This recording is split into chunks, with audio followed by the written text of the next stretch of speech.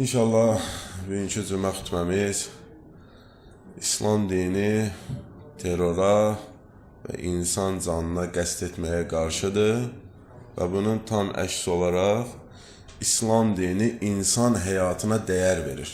İnsanın özünə dəyər verir. Bu haqda olacaq. Ümumiyyətlə, İslam dinimiz insan canına qəsd etməyə qarşıdır. Buna icazə vermir. İslam dininin insanlardan istəyi nədir? Hədisdə buyurulur ki, İslam dini insanlardan istəyi budur ki, hər kəslə xoş davran, ailəyə, cəmiyyətə, bir sözlə, hər kəsə mehribanlıq göstər. Bizim İslam dinimizin bizdən istədiyi budur. İnsanlarla xoş davranmaq, hamı ilə mehriban davranmaq, cəmiyyətə qarşı mehriban olmaq. Dinimiz bizdən bunu istəyir. Amma bir də əmrə baxaq. Dünyada baş verən terrorlar, milyonlarla insanları qırırlar, soyqırımlar eləyirlər. Müxtəlif məqsədlərlə insanların həyatına qırırlar, insanları qətlə yetirirlər. Bu nədir? İnsanların sakit və xoşbəxt həyat yaşamağına manidir. Dinimiz buna nə deyir?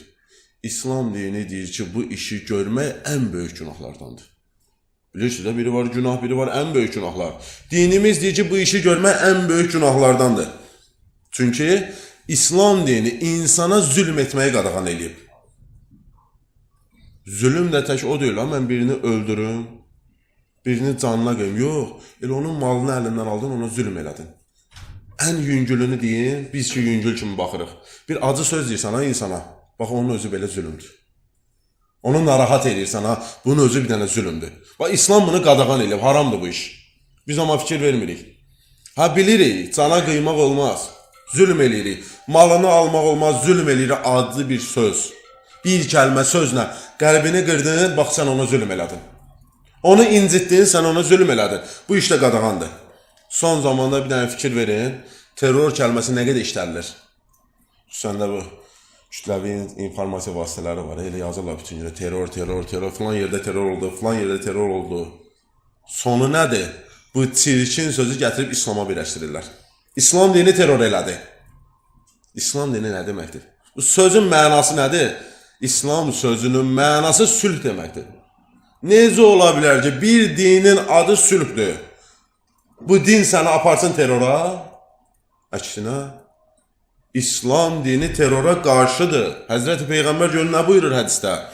Deyir, ey bəndələrim, mən zülm etməyi özümə haram elədim, Peyğəmbər deyir. Özüm üçün bu işi haram elədim. Elə isə, ey ümmət, sizlərə də haram eləyirəm. Bir-birinizə zülm etməyin. İslam Peyğəmbəri bunu deyir. Daha sonra görün nə deyir. Deyir, mən ki, insanlara zülm etməyi qadağan etdiyim kimi, insanların bir-birinə rəhm etməsini əmr elədim. Sonra bunun açıqlamasını verir. Deyir, insanlara rəhm etməyən, mərhəmət eləməyənə Allah rəhm eləməz. Sən insanlarla xoş davranma, onlara rəhm etmə, onlara mərhəmətlə davranmasan, Allah sənə mümkün deyəcək rəhm eləsin. Deməli, nə olar? Sən də gedib o zülümkarlar var, onların dəstəsinə qoşularsan. Həzrəti Peyğəmbər buyurur. Görün, hədisə baxın. Deyir, sizə namazdan da, orucdan da, sədəqədən də daha fəzilətli bir şeydən xəbər verin. Namazdan, orucdan, sədəqədən daha fəzilətli bir şey. Deyir, bu iş insanların arasında sülh yaratmaqdır. İnsanların arasında mehribanlıq yaratmaq bir namazdan da fəzilətlidir. Orucdan da fəzilətlidir. Sədəqədən də fəzilətlidir. Sonra səbəbini deyir. Deyir, çünki insanlar arasında əlaqənin pozulması ölümə və İslam dininin aradan getməsinə səbəb olur. Buna görə Allah çox dəyər verir bir-birinin arasında mehribanlıq yaratmağa, sülh yaratmağa. Dedi ki, İslam dini insanın həyatına dəyər verir. İslam buna toxunum. Baxın, hədisimiz var. Deyir, İslam həyat dinidir. Və buyurur, deyir, Allah Teala bizləri ölüm üçün deyil, məhz həyat üçün yaradıb, yaşamaq üçün yaradıb. Sonra buyurur, deyir, həm də əbədi bir həyat üçün yaradıb. Biz yaşamaq deyəndə dərhal bu dünya nəzərimizə gəlir. Deyir, yox. Əbədi həyat üçün sizi yaradıbdır Allah. Deyir ki, bu dünya ki yaşayırsınız, həyatımız bundan məhdud deyil. Bəs bu dünya nədir? Ya Rəbbəl Ələmin, yaradıbsan. Deyir, bu dünya bizim əbədi həyatımızda olan müqəddəratımızı həll etmək üçündür. Bu müvəqqəti dünya. Ona görə deyir, bu dünyanı yaratmışam.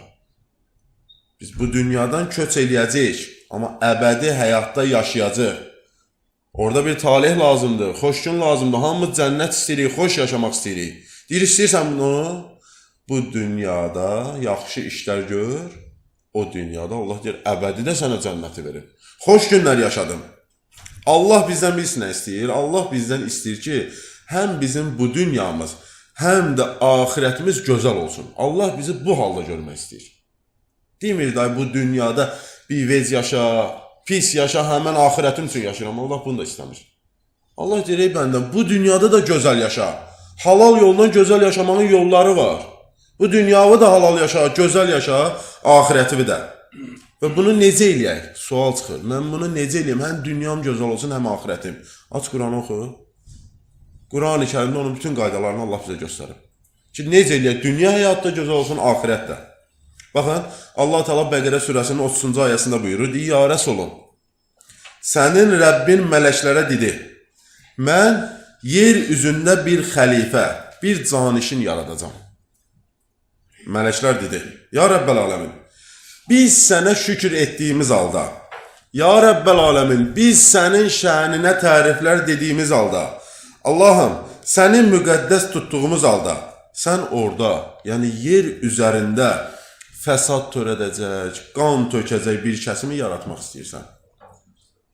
Allah buyurdu, mən bildiyim şeyi siz bilmirsiniz.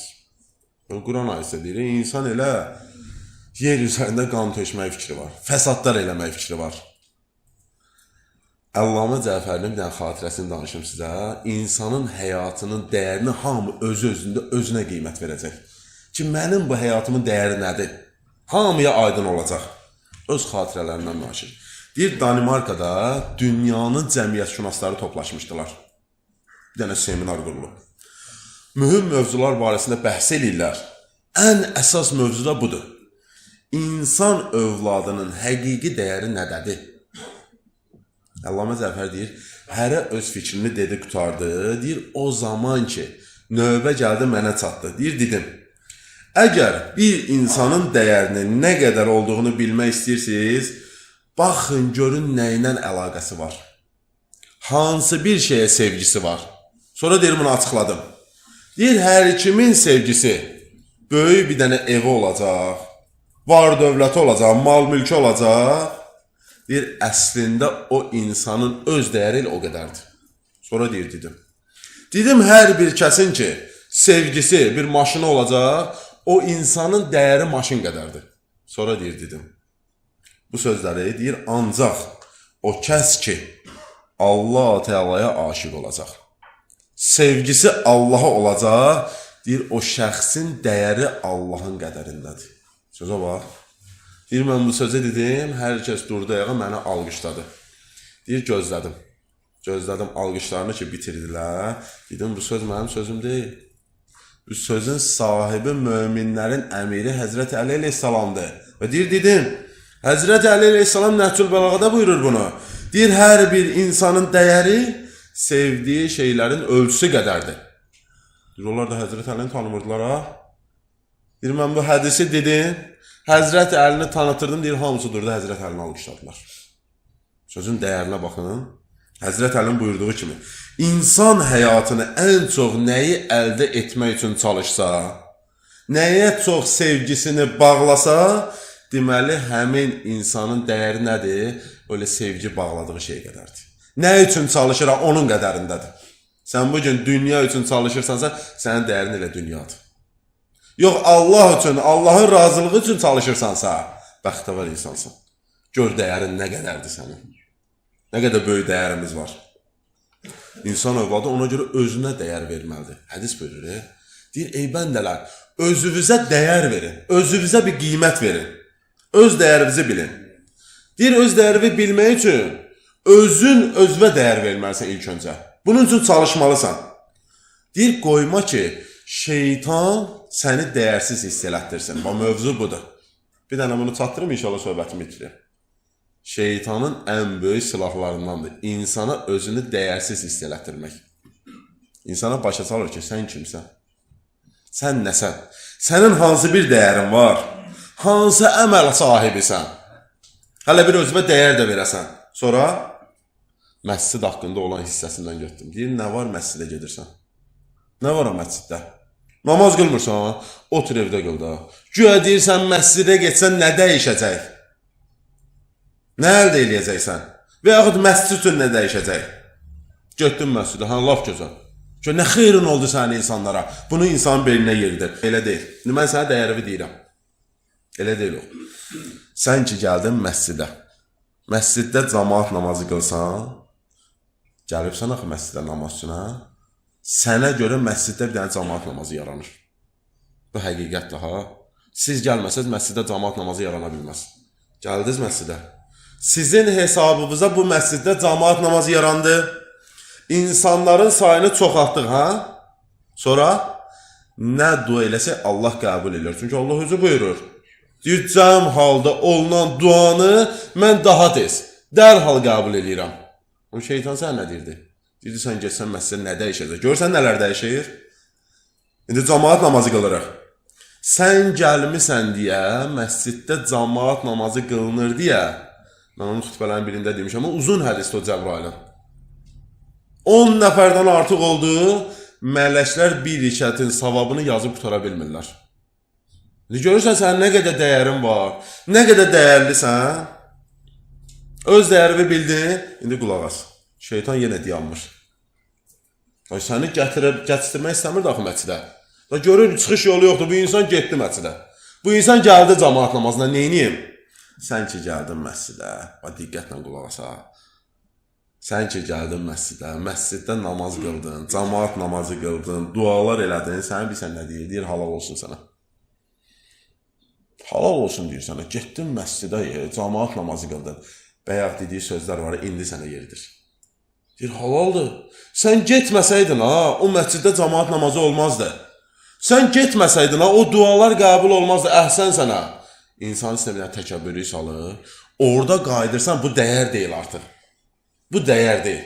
Qayıdırsan, gör mən kiməm, düz deyir də. Mən getməsəm, o məscid nədir ki? Boş qalacaqdır. Mənim hesabıma o məsciddə olur. Başlayırsan təkəbbürü eləmək, o savab ki götürmüşdün, getdi əldə. Neynəməliyik?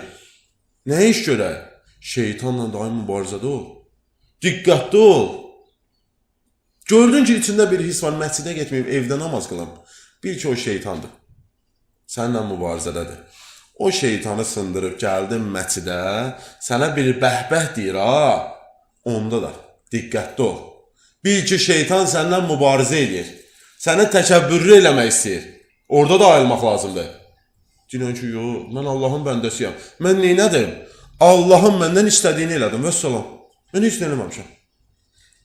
Dəyərliyəm, bəli, çox dəyərliyəm ki, Allah mənə qismət elədi məsciddə namazı qılmağı. Bəli, mən Allah üçün dəyərliyəm. Allah icazə verməsə gələ bilməzdi. Amma da təkəbbürlənə bilmərəm. Çünki Allah bu işi buyurmuşdu, mən Allahın buyurduğu işi görürəm. Onların məsələdə biraz diqqətli olmaq lazımdır. Allah bizə çox dəyər verir. Bəzən özümüzə dəyər vermirik. Vallahi özümüzə dəyərsiz eləyirik. Və yaxud Allahın bizə verdiyi dəyərin qarşılığında naşükürlük eləyirik. Bir dənə ayəni deyim, qutarım. Loğman surəsinin 20-ci ayəsindədir.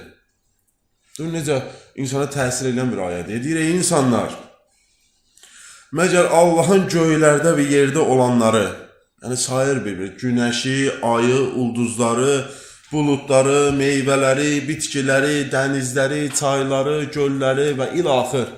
Bax, sahib tutara bilmirəm. Sizə rağm etmədiyimi? Allah deyir, sənin istifadəvə vermədim, mənim bəndə. Bu qədər neməti. Sonra deyir, bunlar deyir, sonra aşkar. Baxa, görmə, eşitmə, sağlamlıq, sayır belə-belə. Bu aşkarda olan neymətlər deyir, bunu sənə vermədim mi? Allah deyir. Sonra gizli. Deyir, əql verdim, şuur verdim, fəhm verdim, elm verdim və ilaxır.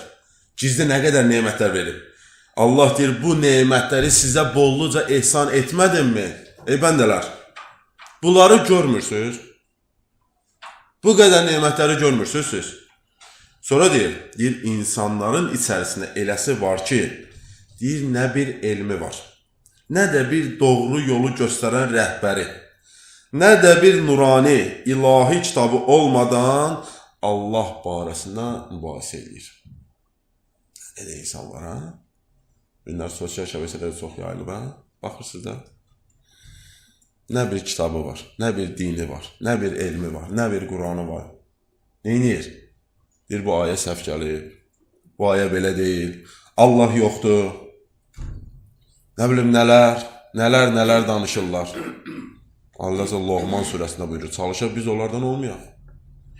Hər gün öz dəyərini bildin, hər gün Allahın verdiyi nemətləri xatırla, gizlində, aşkarda verdiyi nemətləri xatırla və Allah Teala'ya şükrümüzü artıraq.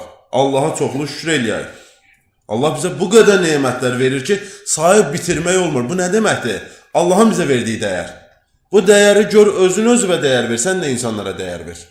İnsanlarla gözəl davran. İnsanlarla mehriban davran, xoş davran, insanların qəlbini qırma.